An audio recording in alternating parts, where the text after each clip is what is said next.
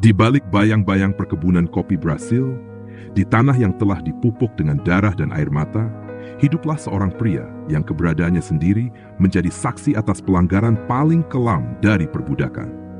Ia dijuluki Pata Seca, kaki kering.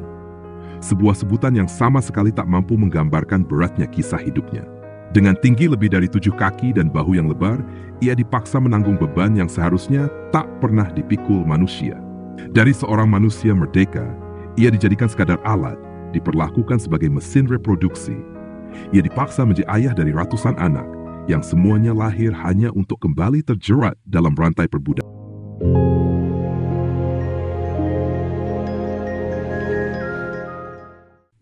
Padahal, kekejaman perbudakan tidak hanya sebatas cambuk dan rantai, tetapi juga merambah hingga ke inti kehidupan manusia itu sendiri.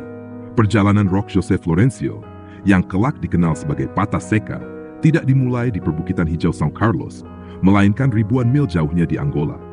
Di sanalah, sekitar tahun 1828, sebuah kisah tragis bermula. Di sebuah desa kecil yang namanya kini tak lagi tercatat dalam sejarah, lahirlah seorang anak dalam keadaan bebas. Sebelum takdir kejam, seharusnya ia tumbuh besar dengan mempelajari tradisi bangsanya, berbicara dengan bahasa leluhurnya, dan menyanyikan lagu-lagu tanah airnya. Namun perdagangan budak Atlantik menjangkau jauh ke pedalaman Afrika. Anak ini mungkin baru berusia 6 atau 7 tahun, ikut terseret dalam arus yang membawanya melintasi samudra penuh penderitaan. Para pedagang budak yang menangkapnya tidak pernah tahu bahwa mereka sedang merampas seorang anak yang kelak akan tumbuh menjadi seorang pria luar biasa besar dan kuat. Perjalanan melintasi Samudra Atlantik menuju Brasil itu sendiri adalah pengalaman yang begitu mengerikan. Terkurung dalam perut kapal yang pengap, anak-anak dipaksa menatap kengerian yang akan membayangi hidup mereka selamanya. Udara dipenuhi bau kematian dan kotoran manusia, sementara guncangan ombak membuat perut mual tiada henti, dan rantai besi merobek kulit tubuh yang masih rapuh. Itulah pelajaran pertama mereka tentang dunia baru yang kejam. Banyak yang tak pernah tiba di tujuan. Tubuh mereka tertinggal di tengah samudra. Mereka yang selamat pun muncul dengan jiwa yang telah berubah selamanya. Berminggu-minggu, bahkan berbulan-bulan lamanya, tergantung angin dan cuaca, Roque kecil terombang-ambing di ambang hidup dan mati, di antara masa kanak-kanak yang direnggut dan kedewasaan yang dipaksakan sebelum waktunya. Ketika kapal itu akhirnya mencapai pantai Brasil, mungkin di salah satu pelabuhan besar seperti Rio de Janeiro atau Salvador, anak yang turun ke dermaga bukan lagi anak yang sama, yang dulu direnggut dari Angola. Pada pertengahan abad ke-19, Brasil sedang mengalami ledakan ekonomi besar, dan semuanya berdiri di atas penderitaan orang Afrika yang diperbudak. Kopi menjadi emas hijau baru, dan tanah subur di pedalaman São Paulo menjadi pusatnya. Permintaan akan tenaga kerja terus meningkat, yang mendorong semakin banyak kapal membawa budak dari Afrika. Pada tahun 1850-an, tekanan dari dunia internasional akhirnya memaksa Brasil menghentikan perdagangan budak Atlantik. Tapi keputusan itu malah memunculkan masalah baru. Para pemilik perkebunan panik. Tanpa pasokan tenaga kerja dari Afrika, bagaimana mereka bisa terus menjalankan bisnis yang bergantung pada kerja paksa? Krisis itu membuat sistem perbudakan yang sudah kejam berubah jadi sesuatu yang jauh lebih gelap dan terencana.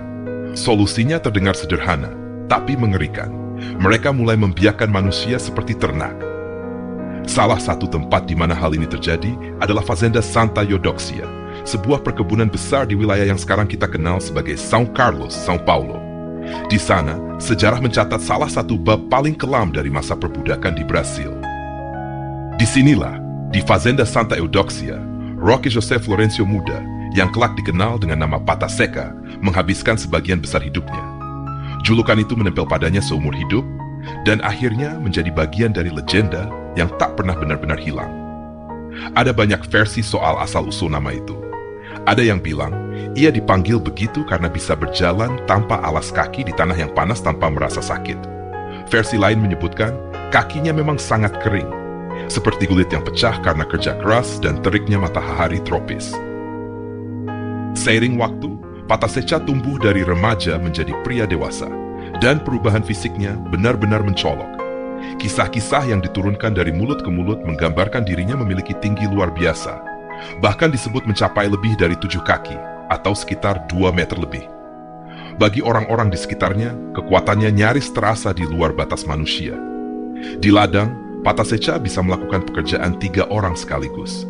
Ia mengangkat ban yang bagi orang lain bisa mematahkan punggung, dan tetap bertahan bekerja dari fajar sampai matahari terbenam, tanpa mengeluh, tanpa tumbang, sementara banyak budak lain sudah kelelahan. Namun justru kekuatan luar biasa itulah yang akhirnya menentukan jalan hidupnya.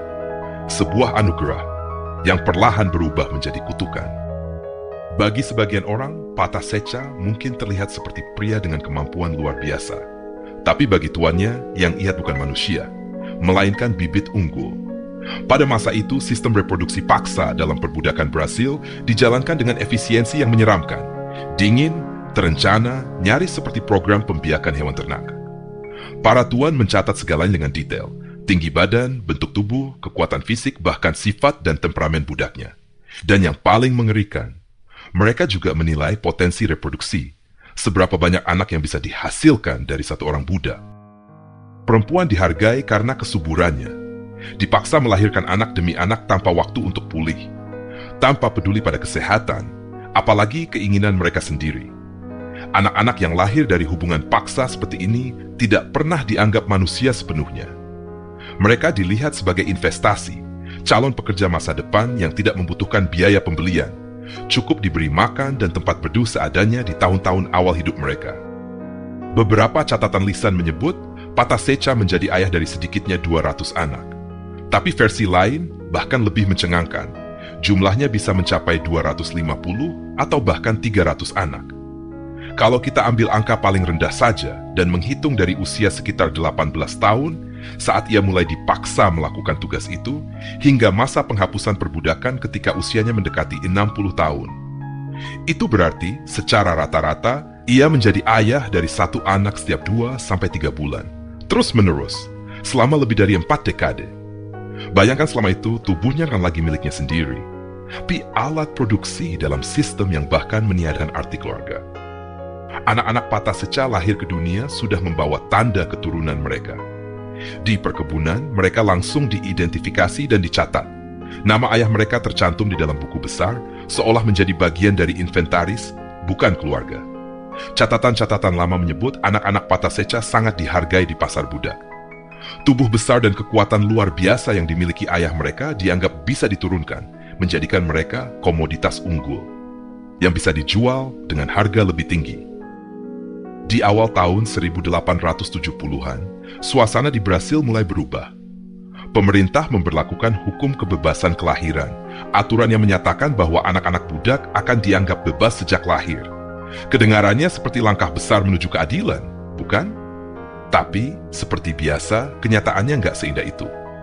Kebebasan yang dijanjikan datang dengan banyak syarat, dan seringkali malah membuat anak-anak itu tetap harus bekerja sampai mereka dewasa. Hukum ini sebenarnya mengguncang sistem perbudakan waktu itu. Karena kalau anak-anak budak nggak lagi bisa dimiliki, buat apa memaksa mereka untuk terus melahirkan? Tapi ya, praktik itu nggak langsung berhenti. Banyak tuan tanah mencari celah hukum, bahkan ada yang sengaja pura-pura nggak tahu. Selama sistem itu masih menguntungkan, rasa kemanusiaan tetap saja diabaikan. Sementara itu, gerakan anti perbudakan makin kuat. Nama-nama seperti Joaquim Nabuco dan André Rebuchas mulai jadi simbol harapan baru. Di balik semua itu, para budak juga mulai berani melawan. Ada yang kabur, ada yang menolak perintah, dan ada pula yang diam-diam melakukan perlawanan kecil, sekadar menunjukkan bahwa mereka masih ingin hidup sebagai manusia yang bebas. 13 Mei 1888 adalah hari ketika Putri Isabel menandatangani Lei Aurea, undang-undang yang menghapus perbudakan di Brasil. Bagi banyak orang, hari itu disebut sebagai hari kebebasan. Segera setelah perbudakan dihapus, banyak orang yang baru dibebaskan meninggalkan perkebunan. Mereka mencari anggota keluarga yang telah lama hilang, atau sekadar berusaha menjauh dari tempat yang menyimpan terlalu banyak luka dan kenangan pahit.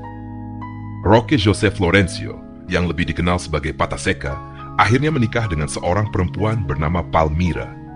Setelah puluhan tahun dipaksa menjalani hubungan tanpa arti, Untuk pertama kalinya ia dapat memilih sendiri pasangan hidupnya, membangun keluarga atas dasar kasih sayang, bukan perintah atau paksaan. Dari pernikahan itu, mereka dikaruniai 9 anak, jumlah yang terasa begitu wajar, bahkan damai, dibanding ratusan anak yang dulu lahir dari keterpaksaan di Fazenda Santa Eudoxia, São Paulo.